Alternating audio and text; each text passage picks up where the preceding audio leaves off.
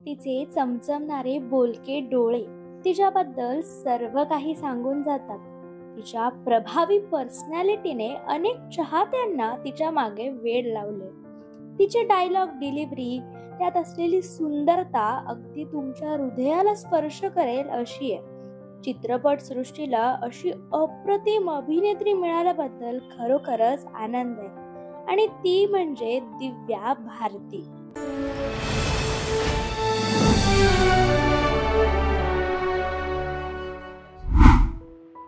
नमस्कार, मी मानसी. न्यूज अनकटच्या कलारंजन कार्यक्रमात तुम्हा सगळ्यांचं स्वागत करते. 25 फेब्रुवारी 1974 ला दिव्या भारती यांचा जन्म झाला. त्यांचे वडील ओम प्रकाश भारती एका विमा कंपनीत काम करत होते आणि आई गृहिणी होती. दिव्या यांचं शिक्षण मुंबईतील जुहू येथील मानेकजी कपूर हायस्कूल मध्ये झालं. दिव्या यांनी 9वी पर्यंत शिक्षण घेतलं होतं. अभ्यास टाळण्यासाठी त्यांनी फिल्मी दुनियेत प्रवेश केल्याचंही बोललं जातं. जेव्हा दिव्या तिच्या करिअरच्या शिखरावर होत्या, दिव्या प्रामुख्याने हिंदी आणि तमिळ चित्रपटांमध्ये काम करणाऱ्या अभिनेत्री होत्या. अतिशय कमी वयात दिव्या यांनी फिल्मी करिअरची सुरुवात केली तेव्हा त्या पिनअप मॉडेलिंग असाइनमेंट करत होत्या. 1990 मध्ये तेलुगू भाषेतील रोमॅन्टिक ऍक्शन बोबली राजामध्ये व्यंकटेश विरुद्ध मुख्य भूमिकेतून पदार्पण केलं आणि त्यानंतर 1990 मध्ये तामिळ भाषेतील चित्रपट नीला पेन्ने मध्ये दिव्या यांनी काम केलं. परंतु तो चित्रपट आर्थिकदृष्ट्या अयशस्वी ठरला. ना इले ना स्वर्गम आणि असेंब्ली राउडी सारख्या चित्रपटांमध्ये दिव्या यांनी छोट्या भूमिका केल्या. 1988 मध्ये दिव्या 9वीत शिकत होत्या. त्यांना चित्रपट निर्माते नंदू तोलानी यांनी त्यांच्या एका चित्रपटासाठी साईन केलं होतं. खरं तर दिव्या 1988 मध्ये गुनाहो का देवता या चित्रपटातून पडद्यावर पदार्पण करणार होत्या, पण त्यांची भूमिका रद्द झाली आणि दिव्या यांची जागा संगीता बिजलानी यांनी घेतली. कीर्ती कुमार म्हणजे गोविंदांचा भाऊ यांनी दिव्या यांना एका व्हिडिओ लायब्ररीमध्ये पाहिलं आणि गोविंदा विरुद्धच्या राधा का संगम या प्रकल्पासाठी तिला साईन करण्यास उत्सुक झाले. यानंतर दिव्या यांच्या भूमिकेच्या तयारीसाठी अनेक महिने नृत्य आणि अभिनयाचे धडे घेतल्यानंतर दिव्या यांना वगळण्यात आलं आणि त्यांच्या जागी जुही चावलाची निवड करण्यात आली. तेलुगू चित्रपट निर्माते डी रामनायडू यांनी तिला त्यांचा मुलगा दगुबत्ती व्यंकटेश विरुद्ध बॉबली राजा या चित्रपटात मुख्य भूमिकेची ऑफर देईपर्यंत दिव्या यांची कारकीर्द रखडली गेली. त्यानंतर दिव्या यांनी त्यांच्या स्क्रीन डेब्यूसाठी आंध्र प्रदेशमध्ये शूटिंग सुरू केलं. हा चित्रपट 1990च्या उन्हाळ्यात प्रदर्शित झाला आणि हिटही झाला. बोबली राजा हा सर्वात लोकप्रिय आणि प्रतिष्ठित तेलुगू चित्रपटांपैकी एक आहे. नंतर वर्षभरात दिव्या यांनी आनंद विरुद्ध नीला पेन्ना या तमिळ चित्रपटात काम केलं. बॉक्स ऑफिस रेटिंग मध्ये दिव्या भारती विजय शांतीच्या खालोखाल होत्या, ज्यांना दक्षिण भारतीय चित्रपट सृष्टीतील लेडी सुपरस्टार आणि लेडी अमिताभ म्हणून मोठ्या प्रमाणावर संबोधलं जायचं. 1991 मध्ये दिव्या यांनी चिरंजीवी आणि मोहन बाबू या अभिनेत्यांसोबत ऍक्शन कॉमेडी चित्रपट राउडी अल्लड्डू आणि ड्रामा असेंब्ली राउडीसह बॅक टू बॅक चित्रपट केले. या वर्षाच्या उत्तरार्धात भारतीने श्री राजीव प्रोडक्शनच्या अंतर्गत एक कोंडरधर्मी रेड्डी यांच्या ऍक्शन रोमांस धर्माक्षेत्रमचे चित्रीकरण सुरू केले आणि यातूनच भारती यांना तेलुगू चित्रपट अभिनेता नंदामुरी बालकृष्णासोबत काम करायची संधी मिळाली. दिव्या भारती यांचं पहिलं व्यावसायिक यश तेलुगू रोमॅन्टिक कॉमेडी राउडी अल्लड्डू द्वारे मिळालं. 1992 मध्ये दिव्या यांनी तेलुगू चित्रपटांमधून हिंदी चित्रपट सृष्टीत पदार्पण केलं आणि हिंदी ऍक्शन थ्रिलर विश्वात्मा चित्रपटात त्यांनी कामही केलं. 1992च्या ऍक्शन कॉमेडी 16 और शबनमच्या यशाने तिच्या कारकिर्दीला महत्त्वपूर्ण वळण मिळालं, जे बॉक्स ऑफिसवर हिट ठरलं. दिवाना या चित्रपटासह दिव्या यांनी अनेक चित्रपटात प्रमुख भूमिकांसह यश संपादन करायला सुरुवात केली आणि यासाठी दिव्या भारती यांना सर्वोत्कृष्ट महिला पदार्पणाचा फिल्मफेअर पुरस्कारही मिळाला.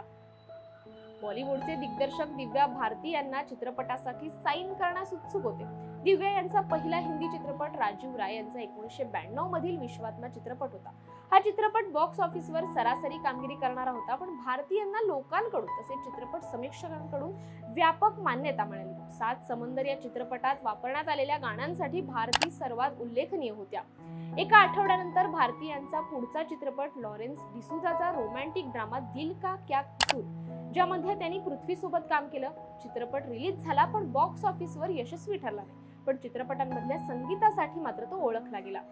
यानंतर 1992 मध्ये डेव्हिड धवनचा रोमॅन्टिक ऍक्शन ड्रामा 16 और शबनम रिलीज झाला. प्रेक्षकांनी हा चित्रपट डोक्यावर घेतला आणि हा भारती यांचा हिंदी चित्रपटांमधील पहिला मोठा हिट चित्रपट ठरला. दिव्या यांनी राज कौर यांच्या फिल्मफेअर पुरस्कार विजेत्या दिवानामध्ये आणखी यश मिळवलं, जे ज्येष्ठ अभिनेते ऋषी कपूर आणि नवोदित अभिनेता शाहरुख खान देखील होता. दिवानामधील भारती यांच्या अभिनयाचे खूप कौतुक झाले. सगळ्या यशामुळे दिव्या भारती यांना Lux new face of the इयरचा फिल्मफेअर पुरस्कार मिळाला. दरम्यान जुलै 1992 पर्यंत दिव्या यांना दिवानामधील कामांमुळे अधिक ओळख मिळाली. 1992 मध्ये दिव्या यांचे अनेक हिंदी चित्रपट रिलीज झाले. ऍक्शन ड्रामा जान से प्यार, ज्यामध्ये गोविंदांसोबत भारती पुन्हा एकदा दिसल्या. अरमान कोहली सोबत ऍक्शन दुश्मन जमाना आणि सुनील शेट्टी यांनी पदार्पण केलेला ऍक्शन ड्रामा बलवान. ऑक्टोबर मध्ये दिव्या यांनी हेमा मालिनी यांच्या दिल आशना है या रोमॅन्टिक नाटकात काम केलं, जी बॉक्स ऑफिसवर फारशी कमाल दाखवू शकली नाही.